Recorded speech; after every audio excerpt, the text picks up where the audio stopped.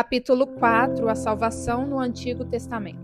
Se a lei, sendo nosso aio, nos encerra debaixo dela, não é um adversário, mas um colaborador da graça. Mas se após a chegada da graça ela continua a nos subjugar, torna-se um adversário, porque restringe os que deveriam progredir para a graça e, consequentemente, destrói a nossa salvação. Crisóstomo. Durante sua vigência, a lei nunca foi capaz de transformar o homem. A pergunta é: ela levava o pecador a alcançar a salvação? Ou melhor, como os homens eram salvos no período do Antigo Testamento? Há textos que relatam a observância da lei com a salvação. Entretanto, sem entender corretamente a perspectiva bíblica, podemos seguir rumo a conclusões equivocadas. Consideramos alguns trechos para constatar, em primeiro lugar, o que eles têm em comum: o rico, Lázaro e Abraão. Ele responde então: eu te suplico, pai, manda Lázaro ir à casa de meu pai, pois tenho 5 irmãos.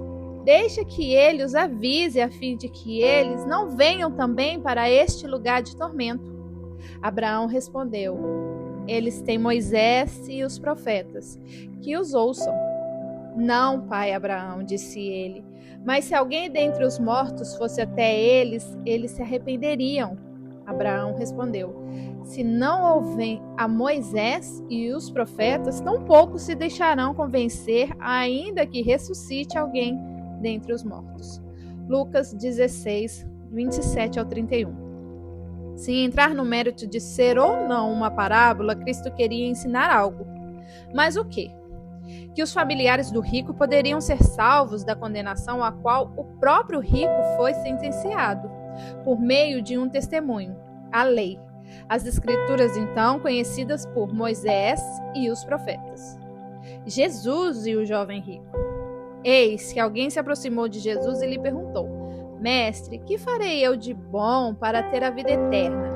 Respondeu-lhe Jesus: por que você me pergunta sobre o que é bom? Há somente um que é bom. Se você quer entrar na vida, obedeça os mandamentos.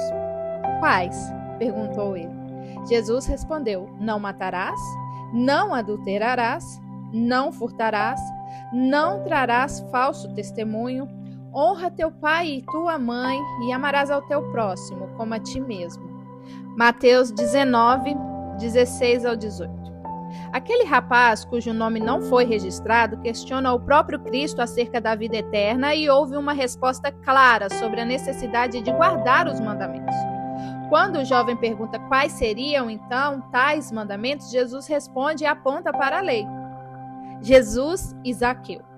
Todo o povo viu isso e começou a se queixar. Ele se hospedou na casa de um pecador, mas Zaqueu levantou-se e disse ao Senhor: olha, Senhor, estou dando a metade dos meus bens aos pobres, e se alguém extorquir alguma coisa, devolverei 4 vezes mais. Jesus lhe disse: hoje houve salvação nessa casa, porque este homem também é filho de Abraão, pois o Filho do Homem veio buscar e salvar quem estava perdido. Lucas 19, versos 7 ao 9. O coletor de impostos não era conhecido da vizinhança apenas pela baixa estatura, mas principalmente por ser um pecador. Até Jesus o retratou como tal ao dizer que viera salvar o perdido. Mas Zaqueu decidiu pautar sua vida pela lei de Deus, coisa que até então não vinha fazendo. De repente, houve de Cristo a declaração: hoje houve salvação nesta casa. Em que ponto os 3 textos coincidem? Todos relacionam a salvação com a lei, as Escrituras da época. O Novo Testamento ainda não havia sido escrito, por isso usava-se a expressão Moisés e os profetas. A pergunta inicial faz eco: a lei podia então salvar? Aqui surge uma aparente contradição, uma vez que várias porções bíblicas afirmam que ela não podia. Observe. Ora, sabemos que tudo o que a lei diz é dito aos que vivem sobre a lei, para que toda boca se cale e todo mundo seja culpável diante de Deus, porque ninguém será justificado diante de Deus por obras da lei, pois pela lei vem o pleno conhecimento do pecado.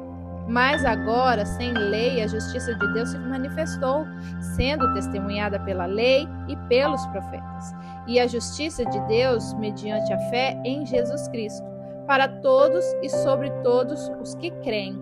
Porque não há distinção, pois todos pecaram e carecem da glória de Deus, sendo justificados gratuitamente, por sua graça, mediante a redenção que há em Cristo Jesus, a quem Deus apresentou como propiciação no seu sangue, mediante a fé.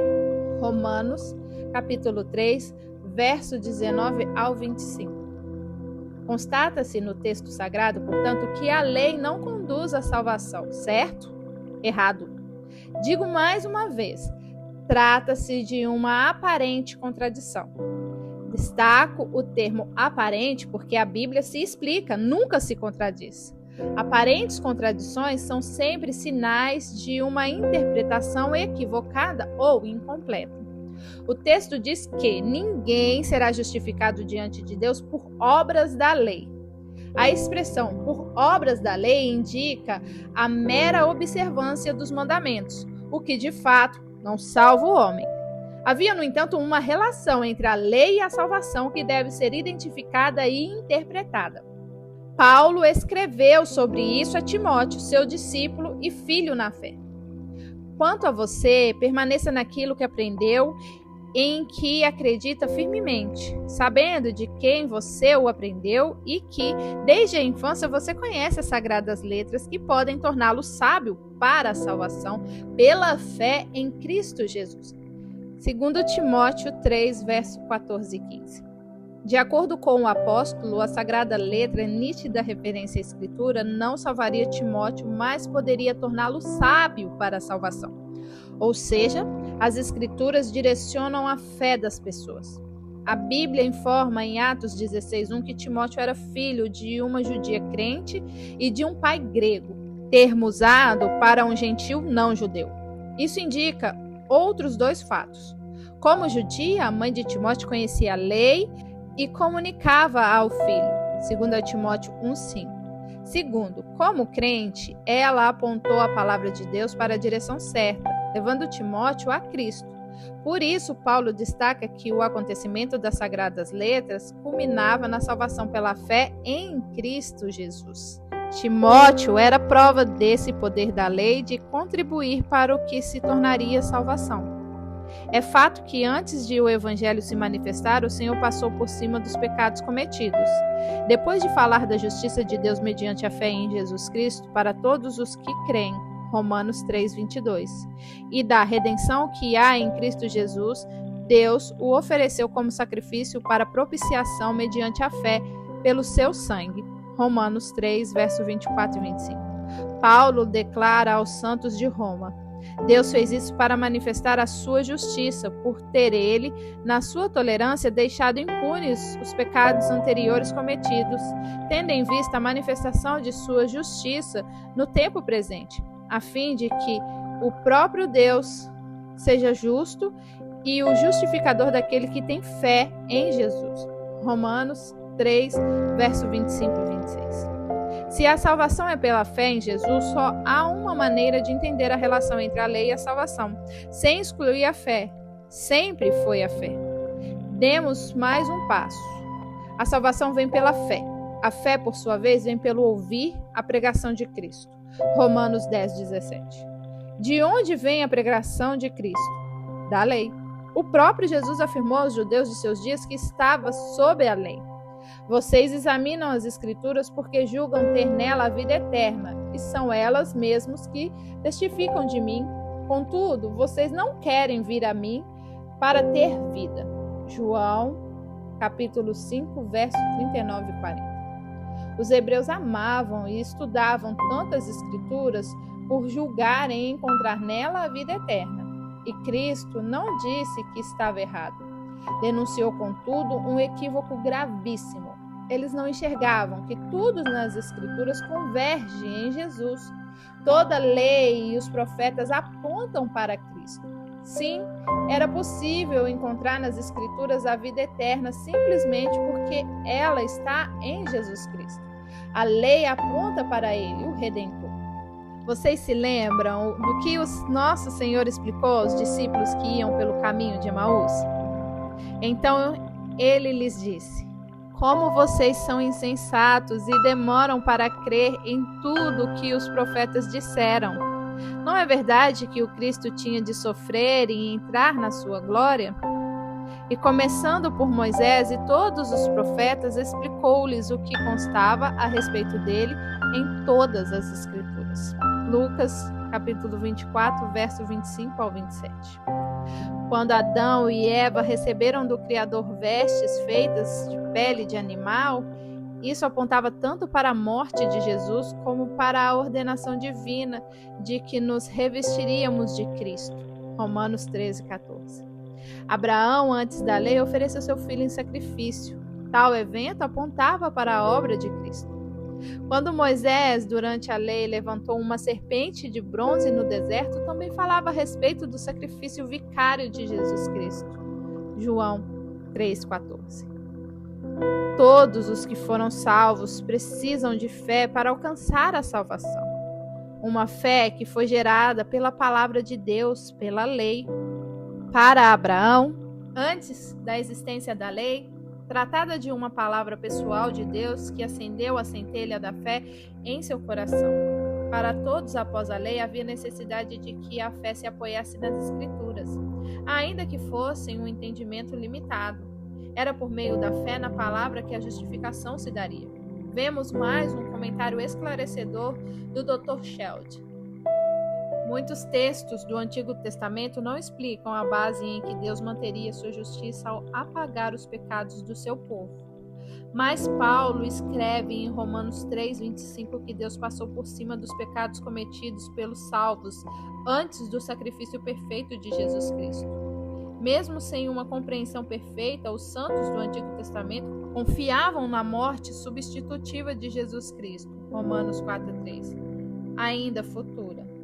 Em certo sentido, podemos concluir que o israelita bem-aventurado de antes de Cristo, Salmo 32, 1 e 2, não recebeu bênção muito diferente daquele concedida ao crente que se regozija no Senhor, Filipenses 4:4. Os santos do Antigo Testamento esperavam no interventor ainda por vir. Os crentes confiam no Messias que já veio. Mas, ao olhar a partir de outro ponto de vista, vemos uma separação radical entre as duas alianças.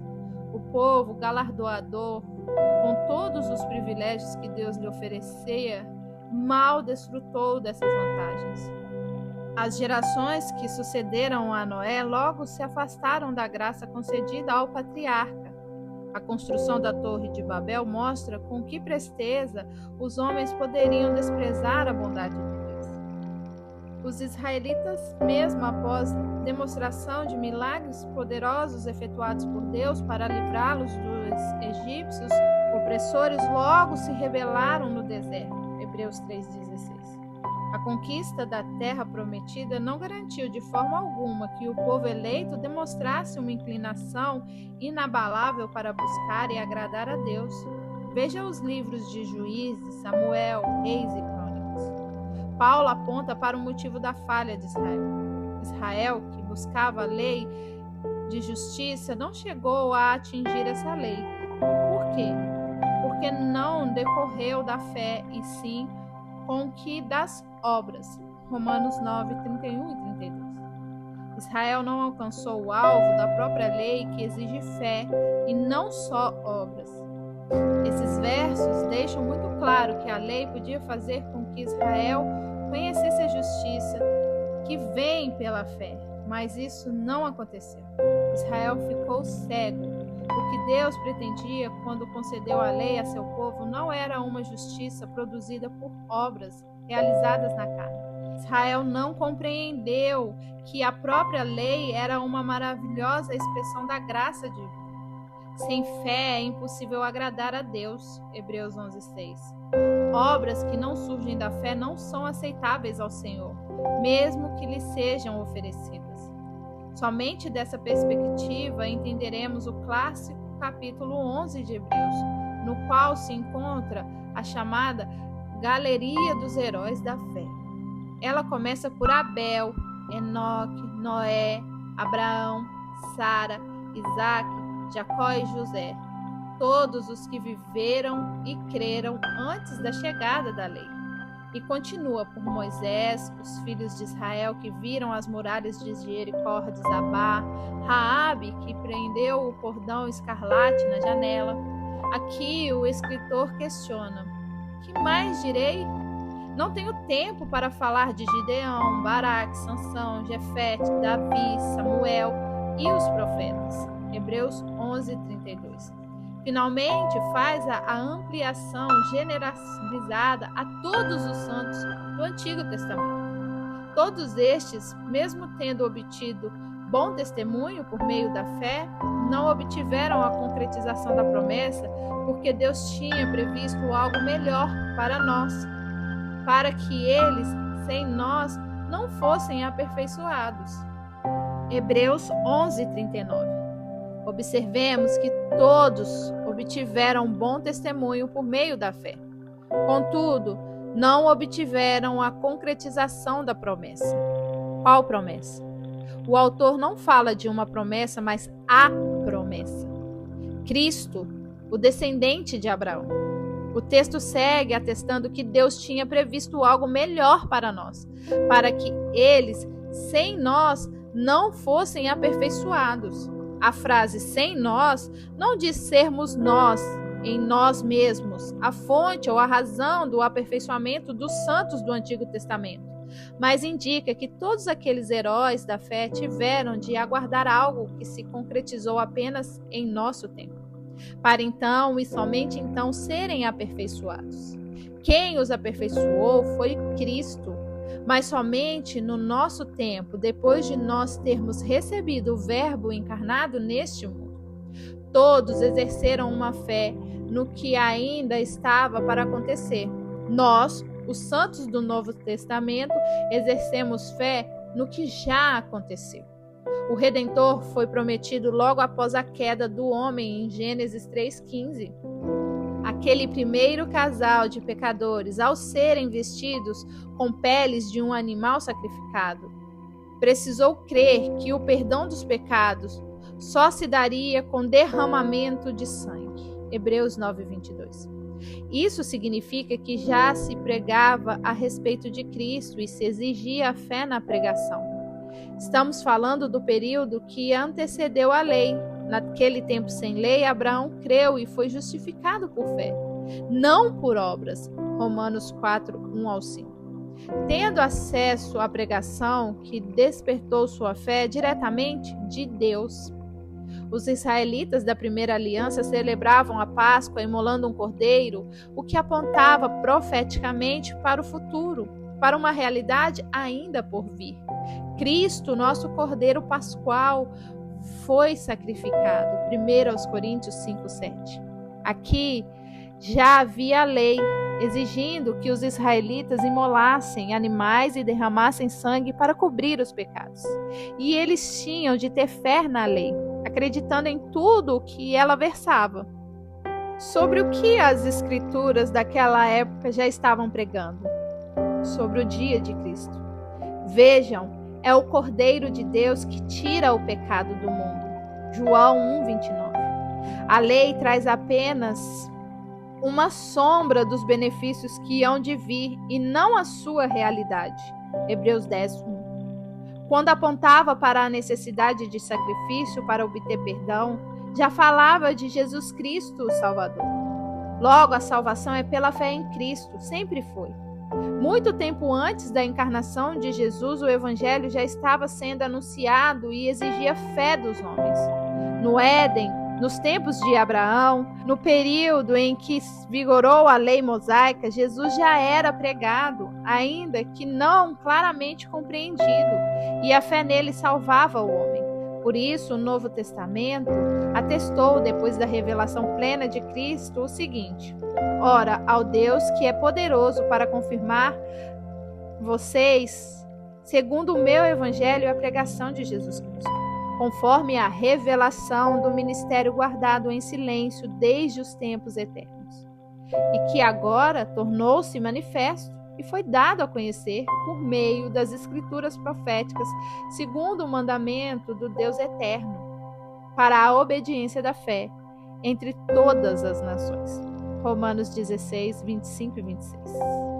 Vemos nos ensinos de Paulo a constatação de uma recorrente pregação do Evangelho desde os tempos antigos, prevendo a Escritura que Deus justificaria os gentios pela fé. Anunciou primeiro as boas novas a Abraão, Gálatas 3:8. O apóstolo também cita que, com a chegada da lei, o Evangelho continuou sendo pregado. Paulo, servo de Jesus, chamado para ser apóstolo, separado para o Evangelho de Deus, o qual foi prometido por ele de antemão, por meio dos seus profetas, nas Escrituras Sagradas. Romanos 1, verso 1 e 2. Nas Escrituras que só foram dadas no período da lei, Deus prometeu o Evangelho. A justificação pela fé foi igualmente anunciada de antemão, mas agora se manifestou uma justiça que provém de Deus, independente da lei, da qual testemunham a lei e os profetas. Romanos 3, 21. É indiscutível, entretanto, que a salvação somente se consumou na nova aliança, com o sacrifício de Cristo. Os santos de períodos anteriores à graça aguardavam a vinda de Jesus e foram salvos pela fé no Cristo que viria. Acredita-se ser esta a razão de o nosso Senhor falar sobre os salvos estarem no seio de Abraão. Lucas 16, 22. De onde se avistava o lugar de condenação. Dali era possível até mesmo dialogar com os condenados. Lucas 16, 23. Levou cativo o cativeiro. Vamos entender melhor tudo isso. Quando o autor da nossa fé foi sacrificado por nós, entre a sua morte e a sua ressurreição, algo maravilhoso aconteceu. Paulo, escrevendo aos Efésios, pontuou. Por isso diz: quando ele subiu às alturas, levou cativo o cativeiro e concedeu dons aos homens. Ora, o que quer dizer ele subiu, senão para também havia descido até as regiões interiores da terra. Aquele que desceu é também o mesmo que subiu acima de todos os céus para encher todas as coisas. Efésios 4, 8 ao 10. O texto diz que ele havia descido até as regiões inferiores da terra, para depois subir aos céus, levando consigo um cativeiro. A que cativeiro se refere Jesus?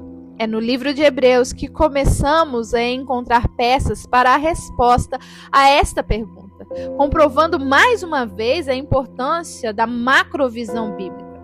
O escritor descreve que Cristo apresentou ao Pai quando subiu aos céus: aqui estou eu com os filhos de Deus que me deu. Hebreus 2,13.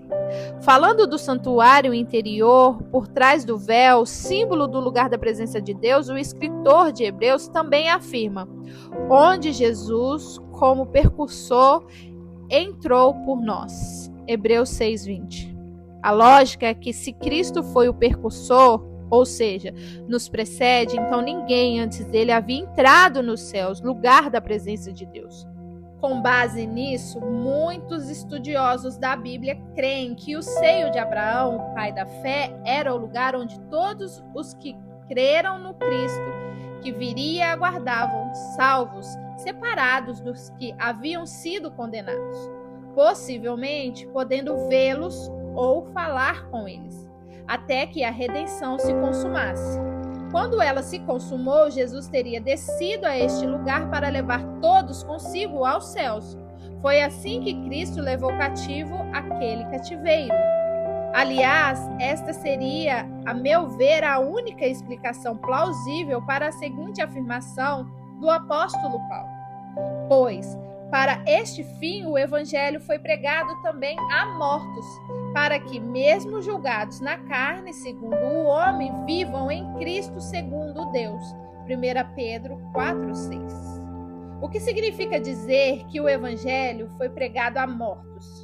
Em Em primeiro lugar, vale conhecer a palavra empregada pelo apóstolo no original grego, que foi traduzida por evangelho pregado. O termo é euagésilo. Vejamos algo a respeito de seu significado e usos. Trazer boas notícias, anunciar boas novas. Usado no Antigo Testamento para qualquer tipo de boas notícias, de notícias jubilosas da bondade de Deus, em particular das bênçãos messiânicas.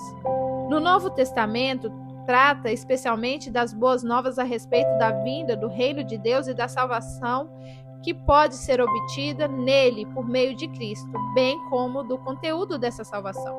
Boas notícias anunciadas a alguém que tem boas notícias. Proclama a elas. Proclamar boas notícias. Instruir pessoas a respeito das coisas que precedem a salvação cristã. Euagelísio indica que houve uma pregação de boas notícias da salvação. Considerando que já não há oportunidade de salvação aos que morreram em pecado, o que fica evidente quando Jesus afirma a condição irreversível do rico em Lucas 16, 25, 26, qual seria o único grupo de mortos que se classificaria para ouvir essa pregação do Evangelho com o intuito de promover salvação? Aquele composto de pessoas que, em vida, haviam crido no Messias, um Messias que viria futuramente. Elas, no entanto, aguardavam a consumação da redenção em Cristo. Onde elas aguardavam a manifestação da salvação em Cristo? No seio de Abraão.